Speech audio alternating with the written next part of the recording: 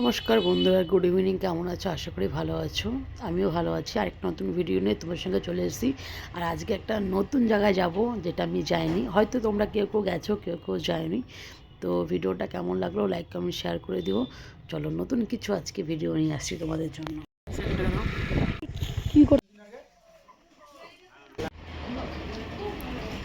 আজকে যাচ্ছি একটু ঘুরতে, অনেক দিন পর। তো ঘুরতে বলছে এখানে আশেপাশেই। তো চলো, কোথায় যাচ্ছি সবটাই শেয়ার করবো। তো আজকে যাচ্ছি তোমার হচ্ছে গাজলডোবাতে। গাজলডোবার অনেক আগেই দুধিয়া বলে ওটাকে, গাজলডোবা দুধিয়া বা মিলনপল্লী এরকম কিছু। তো ওখানে যে নতুন পার্কটা খুলছে ইনফিনিটি, তো জানি না এটার নাম সঠিক না ভুল, তোমরাই বলে দিও। তো সেখানে যাচ্ছি, তো নতুন কিছু দেখব। আর সেখানকার কি কেমন সবই তোমাদেরকে বলবো। টিকিট তোমাদেরকে বলে দিচ্ছি। টিকিটের দাম ওখানে 50 টাকা করে পার হেড। আর বড় গাড়ি নিলে 50 টাকা, আর ছোটো গাড়ি 20 টাকা। আরেকটা হচ্ছে যে ক্যানেলে এসে সেটা হচ্ছে মিলনপল্লী লেখা আছে, তার ঢালুতে যে রাস্তাটা আছে সেটা দিয়ে এসে সিধা অন্যটা ঢুকে গেছিলাম, কিন্তু পার্কটাই যে এইটা, এই যে এইটা পার্ক। আমাদেরকে বলে দিচ্ছি দুটো না পর পর আছে, মানে দুধিয়া যে রাস্তাটা ডান দিকে চলে গেল ঢালু রাস্তা, তার নিচ দিয়ে 1 কিলোমিটার গেলে পারেই রেসর্টটা পেয়ে যাবে। কিন্তু পাশে আর একটা আছে, ওটা না এটা। তো ভুল করে আমরা ওখানেই ঢুকে গেছিলাম। যাই হোক, যে দেখতে পাচ্ছ ভিতরে ঢুকছি, তারপরে টিকিট কাটতে হয়। যতগুলো অ্যাক্টিভিটি এখানে হয় সেগুলো সব 150, 200, 250 এরকম এরকম টিকিট কাটতে হয়, যাই করবে। তো এখনও সেরকম হচ্ছে শুরু হয়নি, কারণ কাজকর্ম সেখানে হচ্ছে, দেখতেই পাচ্ছ ভিডিওতে। তো আর ফুড কোয়ালিটি নিয়ে কী বলবো, এখানকার ফুড কোয়ালিটি অতটা ভালোও না। মানে একটু ভেজ চাউমিন, সেটার দাম 250, একটু চায়ের দাম তোমার 70 টাকা, 60 টাকা, একটু পপকর্নের দাম 80 টাকা, 90 টাকা। মানে এগুলো মানে এখানে লেখা আছে যে বাইরের খাবারে আনা চলবে না, আর আনলে 500 টাকা ফাইন।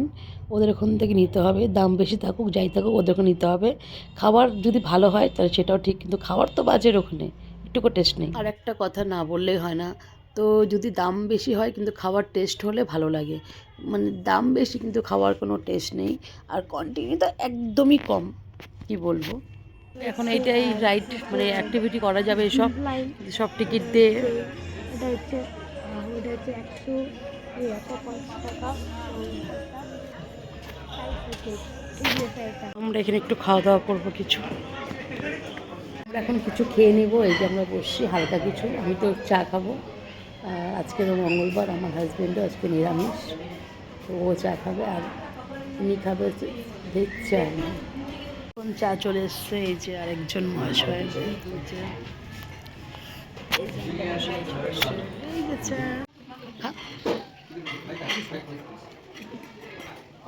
অ্যাক্টিভিটিস ওগুলো হয়, এই যে সাইকেল দিয়ে যে যাবে এসবগুলো। তো এই যে হচ্ছে আমরা, এটা এখন সুইমিং পুলটা বন্ধ আছে, যেহেতু এখন ঠান্ডার দিন, মনে হয় গরমে মনে হয় জল দিয়ে দিবে।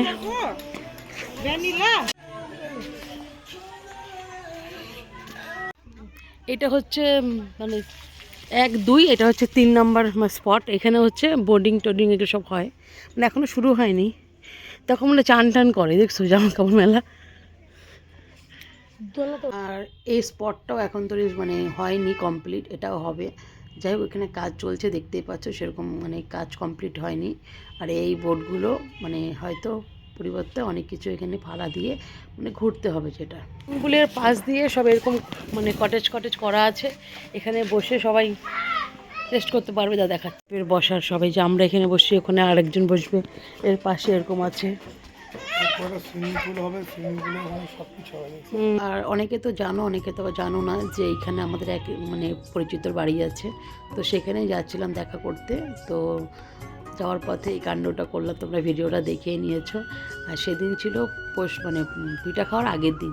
তো ওরা যথাযথ চালের গুঁড়ি সবাই মিলে করছিল। আমি তো ভীষণ মানে ফার্স্ট টাইম দেখলাম এরকম কিছু, আমার তো ভীষণ ভালো লাগলো। ভাবলাম আমিও একটু ট্রাই করি।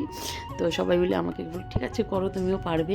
তো দেখতেই পাচ্ছ এই যে আমি একটু ট্রাই করছি। আমার ছেলে বললো মা তুমি করতে পারছো, আমরা তো এসব পারবো না। আর এই দিদা অনেক চালের গুঁড়ি করছে, তারপরে আমাদেরকে দিয়েও দিয়েছে। মানে আমি যাদের বাড়িতে গেছিলাম আমাদেরকে অনেকগুলো চালের গুঁড়ি দিয়ে দিয়েছে। আমি মাকে দিলাম ওখান থেকে, আমি নিজে করলাম। আর ওদের পেছনে ক্ষেতটা দেখো। তো দেখতেই পাচ্ছ এই যে ধনিয়া পাতা, প্রচণ্ড সুন্দর সেন্ট। সেন্ট দেখো, এখানে ধনিয়া হবে না ফুলগাছ থেকে? ধনিয়া করব। তো এই যে গাজলডোবা আমরা যাচ্ছি। সব ভিড় দেখছো? আর এখানে হচ্ছে আমরা। তো এই যে গাজলডোবা ব্রিজের উপরে আছি। এই যে তো দেখতেই পাচ্ছ আজকে মোটামুটি হালকাই আছে, বেশি একটা ভিড় নেই। এই যে গাজলডোবা হাটে, তো এখন চিংড়ির চপ খাবো, দেখতেই পাচ্ছ। চলো, আমরা যদি আগে আসতাম মানে এখন তো প্রায় 5টা বাজেই, 5টা 5 বাজে, তাহলে আমরা নিচে গিয়ে একটু চড়তে পারতাম আগে আসলে। এখন অনেকটাই লেট। এইখানে এই যে মাছ ধরছে না, বসলাম। তো এখানে এখন চিংড়ির চপ খাওয়া হবে। এই যে আমি, আর এখানে চিংড়ির চপ ভাজছে আমাদের।